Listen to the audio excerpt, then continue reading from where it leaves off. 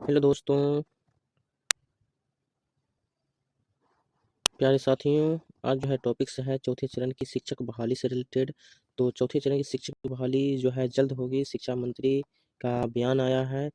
ठीक है, तो आप लोग बीपीएससी टीआरई 4 की तैयारी करने में जुट जाए। जो इस बार टीआरई 3 में क्वालिफाई नहीं हुई हैं, वो सारे कैंडिडेट्स जो है टीआरई 4 में लग जाएं।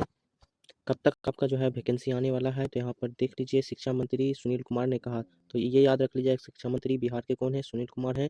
चौथे चरण की शिक्षक नियुक्ति का विज्ञापन जल्द निकाला जाएगा। तो विज्ञापन जो है आपका नोटिफिकेशन जल्द आने वाला है टीआरई 4 का। हमारी सरकार शिक्षा व्यवस्था को बेहतर बनाने की दिशा में निरंतर कार्य कर रही है।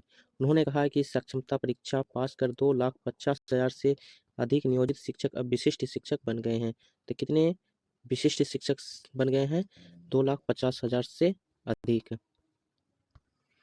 प्रधान शिक्षकों को प्रधानाध्यापक को भी बहुत जल्द ही नियुक्ति पत्र सौंपा जाएगा, तो सौंप दिया गया है।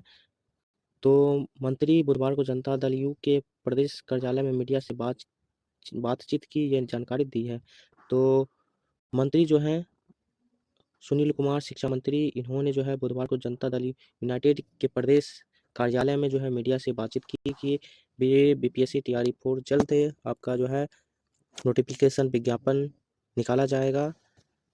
ये कब तक आएगा? तो आपका जो है बीपीएससी टीआरई 3 का सारे काउंसलिंग जो हो जाएंगे और उसका जो है पदस्थापन हो जाएगा, तब जाके आपका जो है विज्ञापन टीआरई 4 का आ जाएगा। तो आपका जब फरवरी से मार्च तक आपको विज्ञापन देखने को मिल सकता है। तो आप जो है बीपीएससी टीआरई 4 की तैयारी में लग जाएं। ऐसे ही नोटिफिकेशन